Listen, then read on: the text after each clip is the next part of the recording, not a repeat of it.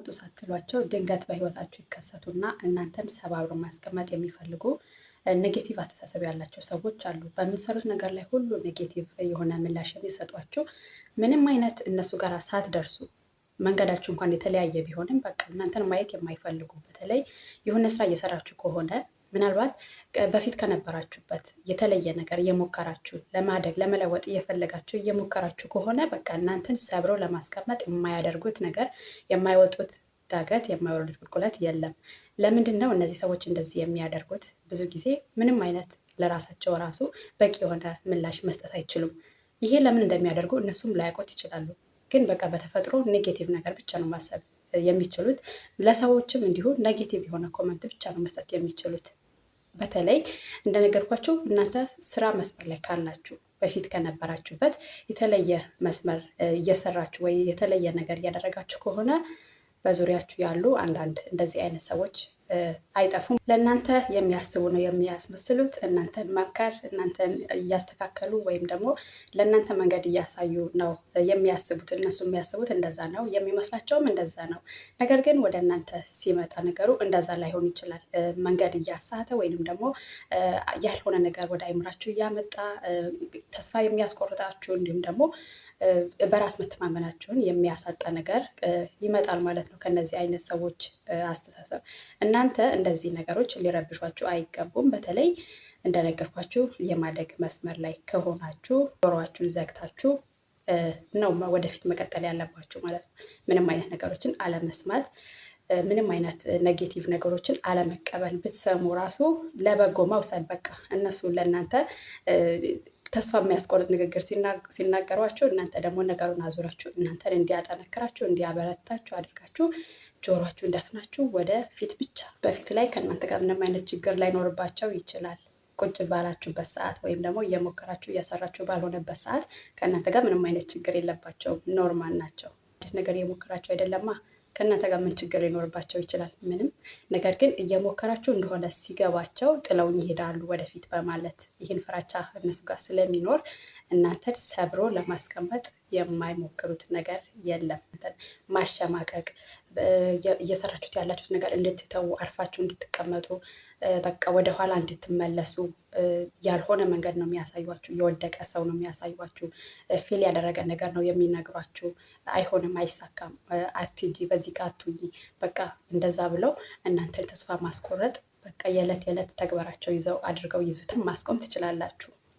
ስልክ መቀየር ካለባችሁ ስልክ መቀየር ሊሆን ይችላል። ወይንም ደግሞ በቃ ማለት ካለባችሁ ደግሞ በቃ ብላችሁ እናንተ ፎከሳችሁ ስራችሁ ላይ ወይንም ደግሞ እድገታችሁ ላይ ብቻ በማድረግ ወደፊት ጆሮአችሁን ደፍናችሁ ከግራም ከቀኝም የሚመጣ ነገር ሳያወዛውዛችሁ ቀጥታ ወደፊት ብቻ በማለት እነዚህ ሰዎችን ውጤት በማምጣት ለውጥ በማምጣት በርትታችሁ ጠንክራችሁ አፋቸውን ማዘጋት ትችሉታችሁን መቁረጥ የማትችሉት አይነት ሰዎች ከሆኑ ምንም አይነት ምላሽ ባለመስጠት እየሰሙ እንዳልሰማ በማለፍ ሁሉ ነገር ቀለል አድርጎ በማሳለፍ እናንተ ፎከሳችሁ አሁንም ስራችሁ ላይ ብቻ በማድረግ እነዚህ ኔጌቲቭ ነገሮች ሳይረብሿችሁ ትኩረታችሁን አላማችሁ ላይ ብቻ ከፊት ለፊት ግብ ካስቀመጣችሁ ከፊት ለፊት አላማ ካስቀመጣችሁ ምንም አይነት ንፋስ ቢመጣ እናንተን አያወዛውዛችሁም። ያጠነክራችኋል፣ ያበረታችኋል እንጂ እናንተን ሊጥላችሁ አይችልም። ምንም ችግር ወይንም ደግሞ እንደዚህ አይነት ኔጌቲቭ አስተሳሰቦችን ያበረታቸው ያጠነከራቸው እነዚህን ነገሮችን አሸንፈው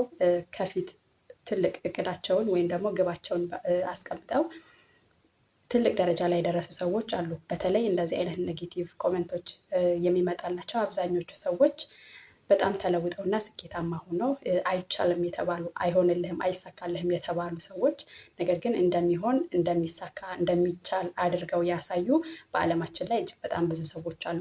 እነዚህ አይነት መጽሐፎችን በማንበብ እንደዚህ አይነት ቪዲዮዎችን በማየት እንዲሁም ደግሞ ሞቲቬት የሆኑ ነገሮችን በማየት እነዚህ ኔጌቲቭ አስተሳሰብ ያላቸው ሰዎች ከእነሱ የሚመጣላቸውን ኮመንት ራሳቸው ጋራ ሳያደርሱ ወይም ለአእምሯቸው ሳያዘናጉ ብዙ ስኬታማ የሆኑ ሰዎች አሉ። ስለዚህ እናንተ አላማ ካላችሁ፣ ግብ ካላችሁ፣ እቅድ ካላችሁ ፎከሳችሁ ሁሉ ሌላ ነገር ላይ ሳይሆን እቅዳችሁ ላይ በማድረግ ወደፊት ብቻ በመራመድ ይሆናል የሚለው ነገር ብቻ ማውራት ሳይሆን አድርጎ ማሳየት ትችላላችሁ። ከተቀመጠ ማንም ዞር ብሎ አያየውም። ካለ ቁጭ ነው። ምንም ማንም ከየትም ተነስቶ መጥቶ እሱን ሊረብሸው አይችልም። ነገር ግን እየሰራ ከሆነ እየሞከረ ከሆነ ግን ብዙ ነገሮችን ይመጣበታል። ብዙ ነገሮች መቋቋም መቻል አለበት። መጀመሪያ ወደ ስኬት ጉዞ ብሎ ከመግባቱ በፊት እነዚህን አስተሳሰቦች በደንብ ማጠናከር አለበት። ኔጌቲቭ አስተሳሰቦች ሲመጡብኝ እንዴት ነው የምቋቋመው? የሰዎችን አሉባልታ እንዴት ነው የምችለው?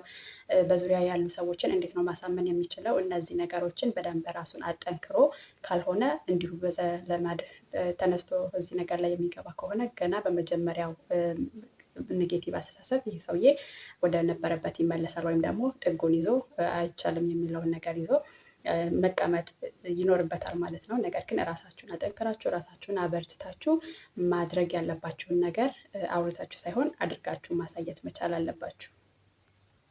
ህልማችሁን ከፊት ካደረጋችሁ፣ ግባችሁን ከፊት ካደረጋችሁ ምንም ነገር ቢመጣ የማያወዛውዘው አይነት ጠንካራ ሰው ትሆናላችሁ። እንዲሁም ደግሞ የሚያበረታ ሀሳብ ሲመጣ ትበረታላችሁ፣ የሚያጠነክር ነገር ሲመጣ ትጠነክራላችሁ። ነገር ግን እንደዚህ አይነት አስተሳሰቦች ወይም ደግሞ እንደዚህ አይነት ሀሳቦች እናንተ ጋር ሲመጡ ተቀባይነት እንደሌለው መጀመሪያ አይምሯችሁን በደንብ አሳምናችሁ ነገር ላይ መግባት አለባችሁ ማለት ስናችሁና ቆርጣችሁ ከገባችሁ ብዙ ነገር መቋቋም ትችላላችሁ። ጠንካራ ትሆናላችሁ።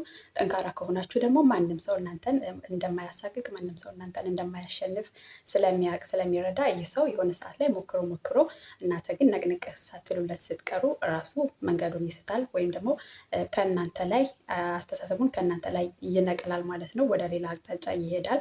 ስለዚህ እናንተ ጠንክራችሁ በመቆም ብቻ ነው እነዚህ አይነት ሰዎችን ማሸነፍ የምትችሉት እንጂ የእነሱን ሀሳብ ምላሽ የምትሰጡ ከሆነ ወይንም ደግሞ ሪያክት የምታደርጉ ከሆነ ያው ሰጣ ገባ ውስጥ ለምን እንደዚህ ተባልኩ፣ ለምን እንዲሆነ ያው ብታስመስሉ ወይም ደግሞ ለነዛ ሰዎች ምላሽ እንኳን ባትሰጡ ሀሳባችሁ ግን ይረበሻል። ለምን እንደዛ አደረገ፣ ለምን እንደዚህ ያለኝ የሚል ነገር ሀሳባችሁ ይረበሻል። ግን ይህ ነገር አይታችሁ ወዲያውኑ እንዳላየ ማለፍ አሊያም ደግሞ ከነጭራሹ እነዚህ ሰዎች ጋር ግንኙነታችሁን በማቋረጥ ፎከሳችሁ ግባችሁና ግባችሁ ላይ ብቻ ባደረግ እንኳን የጀመራችሁት ነገር ወይም ደግሞ ያሰባችሁት ነገር ባይሆን ባይሳካ ፌል ቢያደርግ እንኳን የምትጎዱት እናንተ ናችሁ፣ የምትደክሙት እናንተ ናችሁ። እነዚህ ሰዎች ምንም የሚጎዱት ነገር የለም። ግን ለምን እናንተ ጋራ ያወጡት ወጪ ላይኖር ይችላል፣ ወይም ደግሞ ከእናንተ ጋር ሰዓታቸው ላያባክኑ ጉልበታቸው ላያባክኑ ይችላሉ። ግን እዛ ጋር ዳር ላይ ቁጭ ብለው እናንተን አታክ በማድረግ እናንተን በማዳከም አይ ከወደቃችሁ ምናልባት ደግሞ ፌል ካደረገባችሁ እኔ እኮ ብዬ ነበር እንደዚህ ይሆናል እኮ ብዬ ነበር ብሎ ለማውራት እንዲመቻቸው ነው እናንተን አታክ የሚያደርጓችሁ እንጂ